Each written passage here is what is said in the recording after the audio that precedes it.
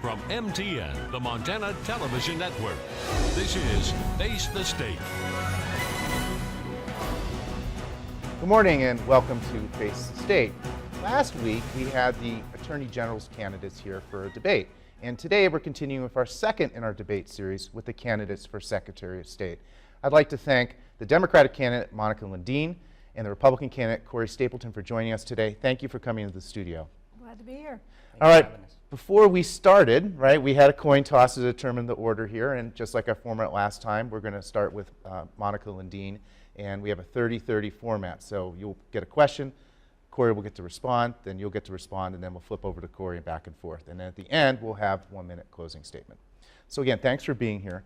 Ms. Linden, you've served 2 terms as state auditor, and isn't moving to the Secretary of State's position really kind of a demotion for you, and why would you run for this position? Well, thank you for the question, and also thanks for the opportunity to be here, Dave. I would never see that as a demotion. I have absolutely loved serving the people of Montana as the state auditor for the last 8 years, and I really look forward to hopefully being Secretary of State so that I can work to make sure that everyone's voice is heard in the elections process. I think that's incredibly important for our democracy, and I think it works best when everyone's voice is being heard and we have a majority of people participating. And that's incredibly important, and we're going to continue to move forward to do that. Mr. Stapleton, you have a chance to respond. Oh, well, I think that's a great answer. I would agree. It's I don't know that it matters what your position is. I think it matters that you serve. I know that when I was 17 years old, I enlisted in the Navy, and I've had jobs that you might consider demotions or pretty low. You start at the bottom, you move up. But in public service, you can accomplish it great if you have great ideas, if you got the right passion to serve. It doesn't matter much what your lot is. You can get things done. So I think it would be awesome. Ms. Linden?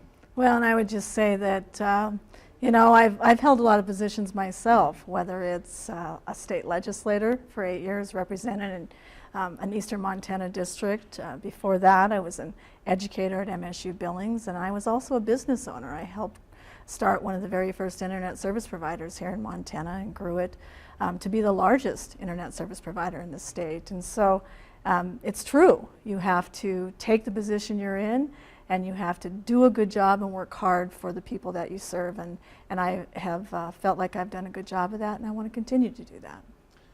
Mr. Stapleton, you've served in the state legislature for quite some time before running for this position, and you've run for governor, you've run for the U.S. Senate and the U.S. House. Let me ask you, in your career of public service, what's your proudest accomplishment and why? Well, I think that having spent 11 years in the Navy, 8 years in the Senate, as you've talked about, there are a lot of things that I look back and I'm very proud of.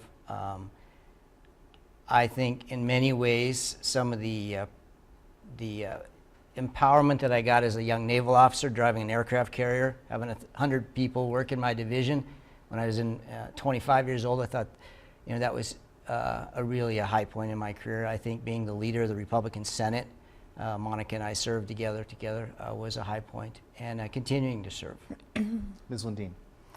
And the question is about my high point as a legislator? Yeah. Well, I would say it was an absolute incredible honor to serve, but at the same time, I remember my very last session.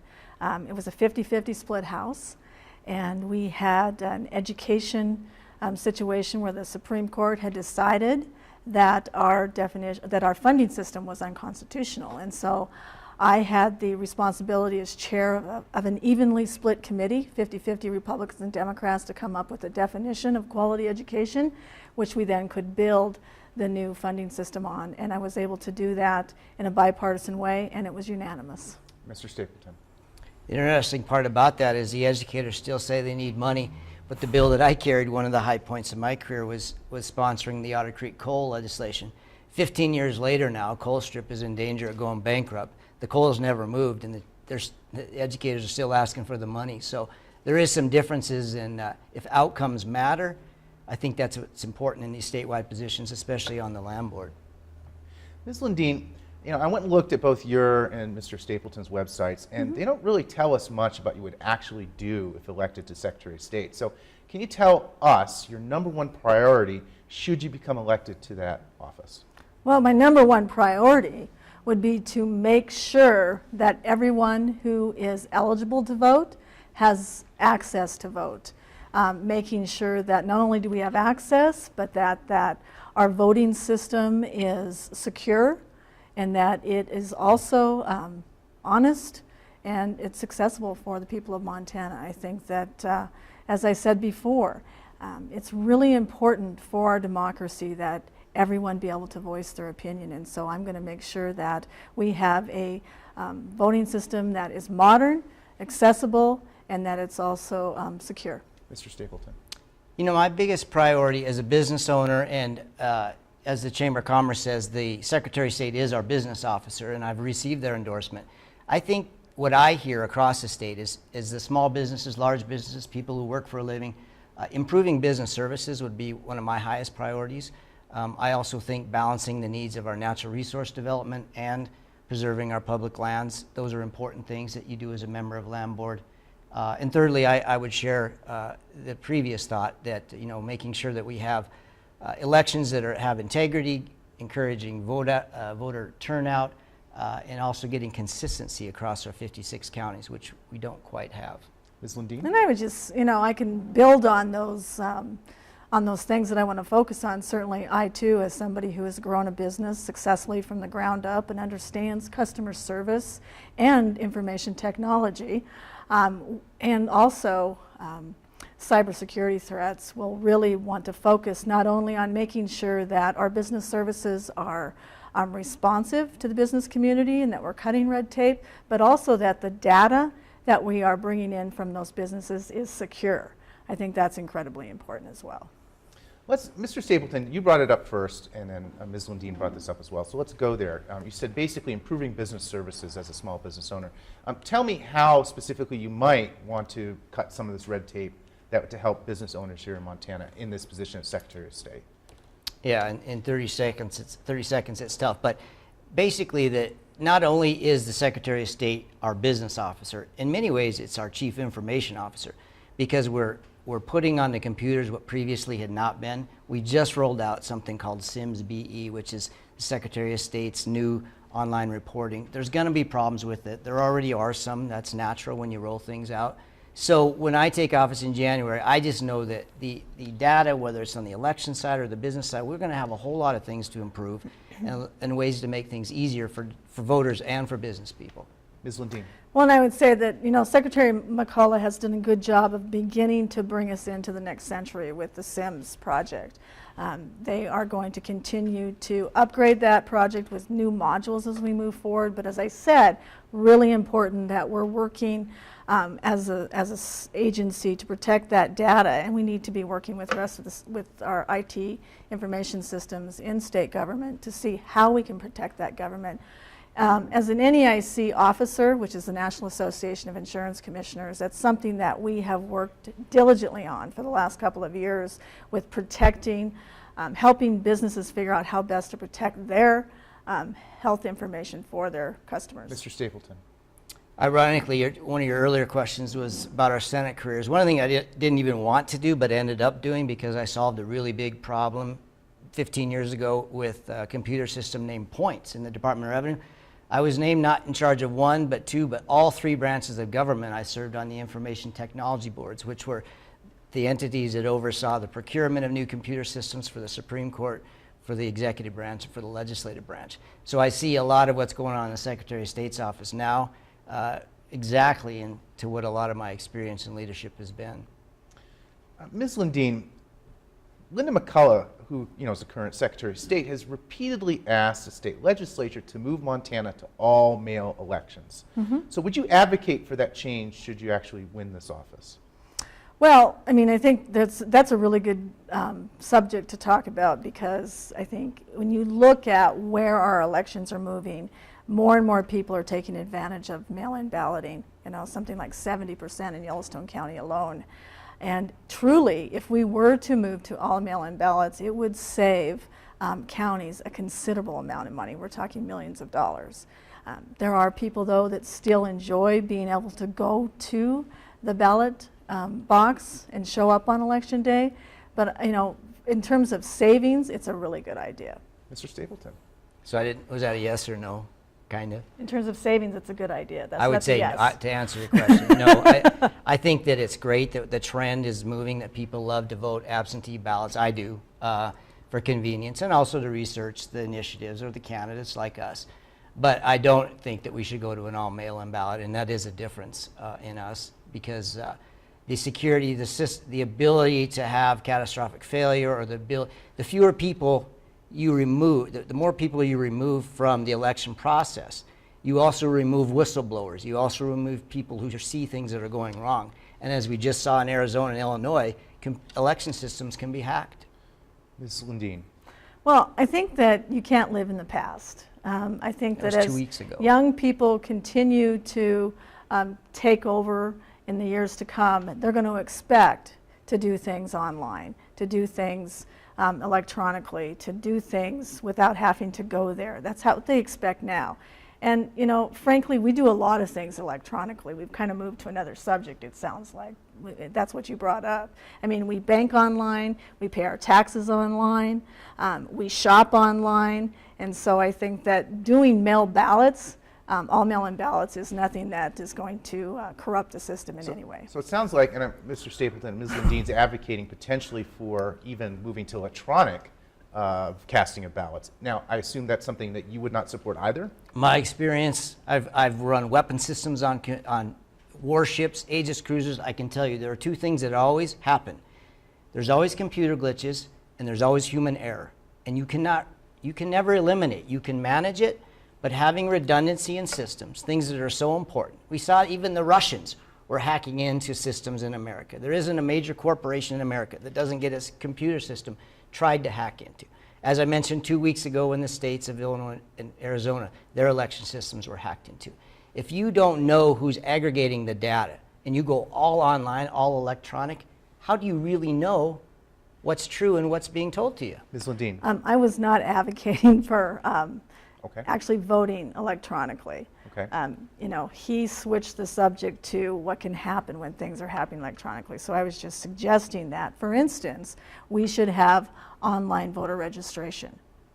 I'm not saying we should vote online. I'm saying we should have something like online voter registration, which then again is something that will be an asset not only to the consumer, but also to the county elections officials, who will no longer have to manually enter things, which means that you won't necessarily have as many mistakes, and I think that's a positive. Mr. Stapleton. What was the question? Still talking about electronic mailing Sorry. and responding to. Well, yeah, so we both agree we shouldn't go to all electronic, and I think there's a little disagreement. I also don't think that we should go to all mail-in. There is no evidence that it improves turnout. For example, Oregon is one of the states that has high turnout, but they always did. You go back 30 years. The people, the researchers, the PhDs, not that you trust them on everything, but they say the dangerous parts of doing that is in the aggregation of the data, maybe at the precinct level, maybe at the state level. But reality is, the more people that we have involved with our elections, yes, the little old ladies with their sneakers that check you at the polls, that ask you for initiatives, those people actually provide a very good service to all of us, in that they are the watchdogs. Thank you, Mr. Stapleton. Ms. Linden, new question. Back at the mail ballots, though. Back in the 2016 Republican primary, though, we had a number of candidates drop out, and people had already cast their ballots. So isn't one of the fundamental problems with having mail ballots is that, in a sense, all votes aren't equal, and isn't that a violation of the 14th Amendment? So really, shouldn't we maybe not have mail elections at all? Well, the person's name is still on the ballot, even if they've dropped out. Right. So they're going to show up on election day to vote, and they'll still be there. So I don't think there's any violation whatsoever. I think that if we would like to move to a mail-in ballot system in order to save money and be more efficient, I think that that's a good thing. And I would definitely be somebody who would support that. Certainly, if the legislature, who gets to make that decision, decides that that's not what we're going to do, then so be it. Mr. Stapleton. Right, but I think we are a leader and a voice in that. And what I hear as I travel the 56 counties, a lot of the counties, especially the rural counties, they like doing it in person. There's a community spirit there. I know in Billings, when I first ran for office 16 years ago in the Senate, we had 16 or 20 polling places. Now it's down to 1. But the critical important is that you still can vote in person, and I think that's something that we should always retain now and 100 years from now. If you want to vote in person, if you want to verify our systems, that you as a citizen have a right to know what's going on. Ms. Linden. Well, and frankly, you know, I think that if we decide that we want to continue to do that and make sure that that option is available, that's what we'll be doing. But I also think that we cannot continue to always live in the past and believe that just because we want to modernize our voting system, that somehow it's going to be less secure. I think that when you look at, as I said, that many things can be done differently and can be done in a good way. I think that we can do the same thing with our voting system here in Montana. We right now are 11th in terms of successful voting systems. We've moved up from 29th, and we need to continue to move forward. Thank you, Ms. Linden. Mr. Stapleton, let's move on to a slightly different series of questions, but they're still related to voting. Now, several states, as we know, such as North Carolina, have introduced laws requiring voters to show some sort of official voter ID before voting. Would you support such a move here in Montana, and if so, why? As compared to what we already have, you already have to show evidence of who you are when you register now. But actually in terms of an official photo identification. I like the idea of having to show who you are, picture ID, when you register to vote. Okay. Ms. Linden? Well, I mean, I think that there may be situations where somebody may not actually have a photo ID, and I think that Montana right now has a good system which gives all sorts of different options for people to present as proof of who they are. And I think that at this point in time, unless there's compelling evidence to change that system, I think that we're doing just fine. Mr. Stapleton? Yeah, you know, one of the things when you run for Secretary of State is you do have your personal opinions. You know, we've got different ones. One of the things I do know when I tell people that regardless of my personal opinion, if you elect me as Secretary of State, my job is to enforce what exists as law. So I may work to the legislature or the governor if there's a difference in opinion, but state law currently is, you know, you have to tell them who you are. We need to know who people are who are voting.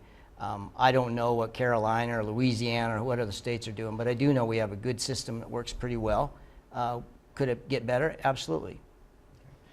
Ms. Linden, in February, Linda McCullough announced that 5 counties were going to create satellite voting offices on Native American reservations to comply with the Federal Voting Rights Act. Do you support this move? And if so, who should pay for the costs of these offices?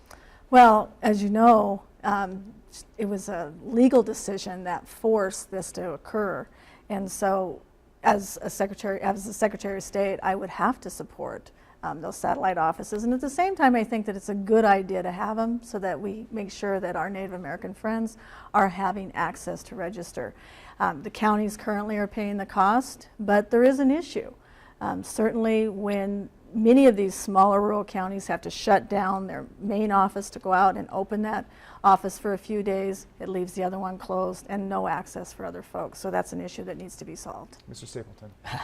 First of all, as a Secretary of State, you do have influence. We don't just have to roll over for entities outside the state of Montana. These are not Montana groups that brought lawsuit to us.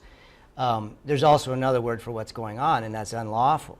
You can't have multiple elections office open at the same time. So what happens, you either force our local counties, first of all, to have to pay for it with money they don't have, but then also to make a choice to shut down the election office for the county at the absolute worst possible time to open up another one somewhere remotely that's not used very much. It doesn't make sense. It's not good policy. Ms. Linden? Well, what I would say is that I think that it's very important to our Native Americans here in Montana that they do have that access. And so I will do what I've always done, which is bring everyone to the table and to work cooperatively to figure out how to solve the issue. That's one of my strengths. I know how to work with Republicans, Democrats, and all stakeholders to solve problems. Yes, there's a little problem here with these in terms of shutting down one to open another, and then cutting access off for others. But I think it can be solved, and I'm willing to do that. Well, Mr. Stapleton, you don't agree with this idea, so what should we do instead to encourage voter registration and turnout, maybe not just in reservations, but all rural counties that have similar problems? That's a great question, and that is the question. Because what I advocate is that we have a system of 56 counties and elections office that if you grabbed any one of those counties, I could tell you what our process and system is, even if you don't tell me the name of the county. It's disingenuous to say this is about race. It's not. A lot of counties would have the same right then as anybody else to say, hey, we want to open up another shop.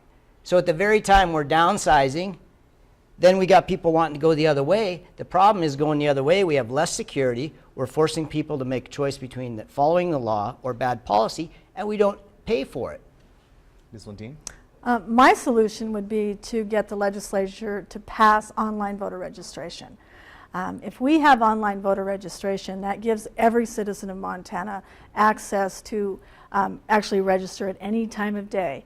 This is something that I think will save money.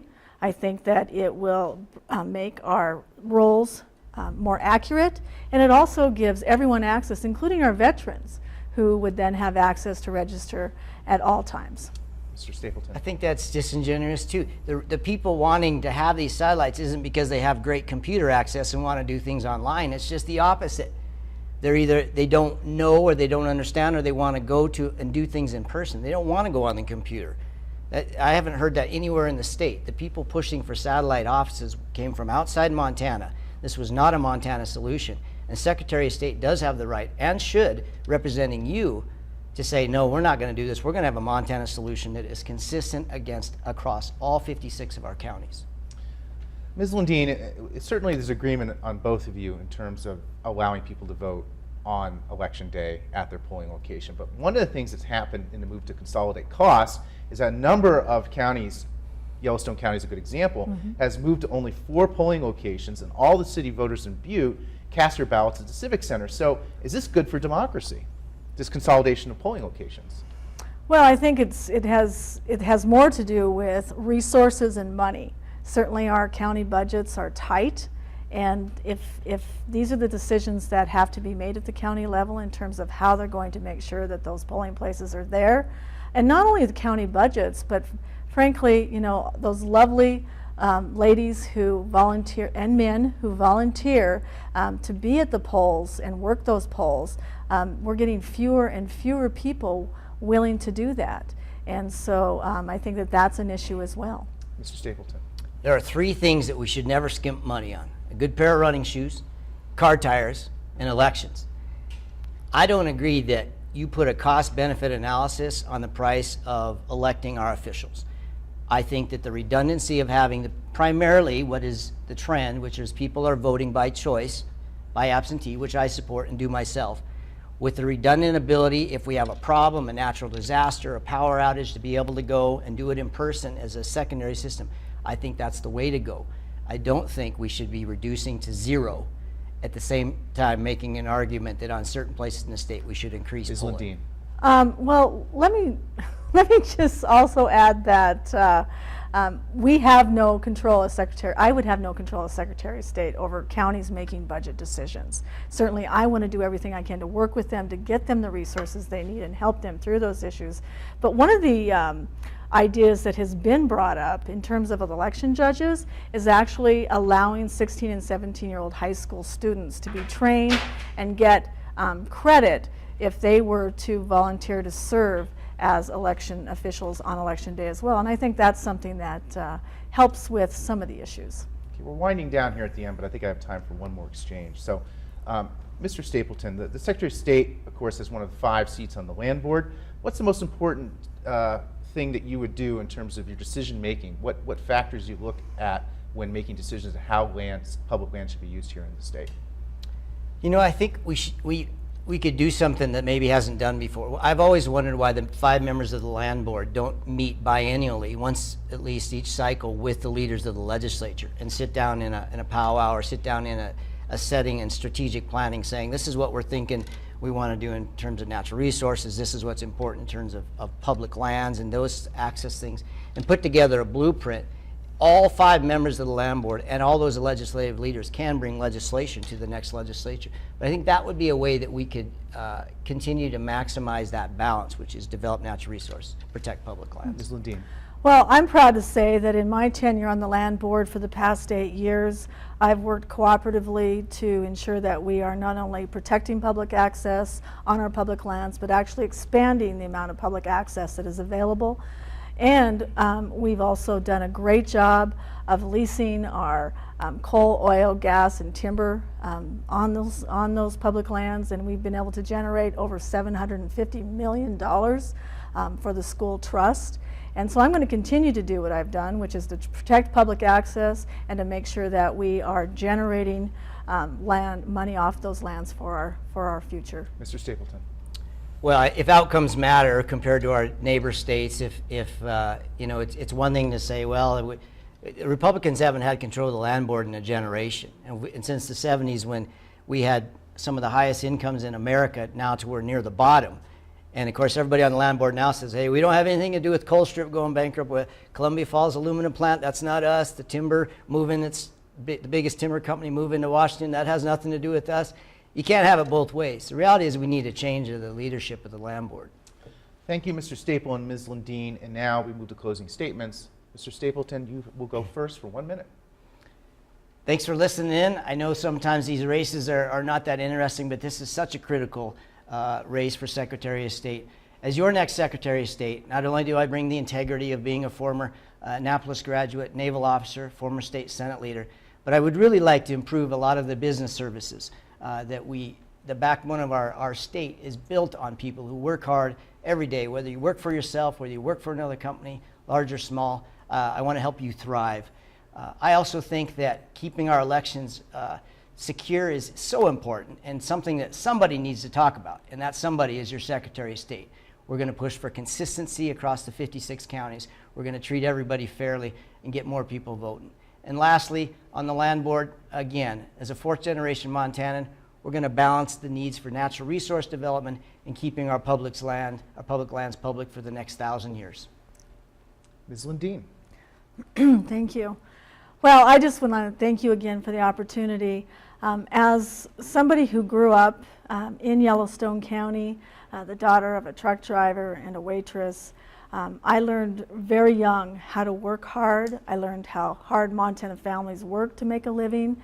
And I've always been taught that you need to treat others with respect, that you need to give back to your community. And those are Montana values that I have held as I've worked every day of my life, whether it was teaching at MSU Billings in the English department, as a legislator in eastern Montana, representing the community of Colstrip, and also as your state auditor.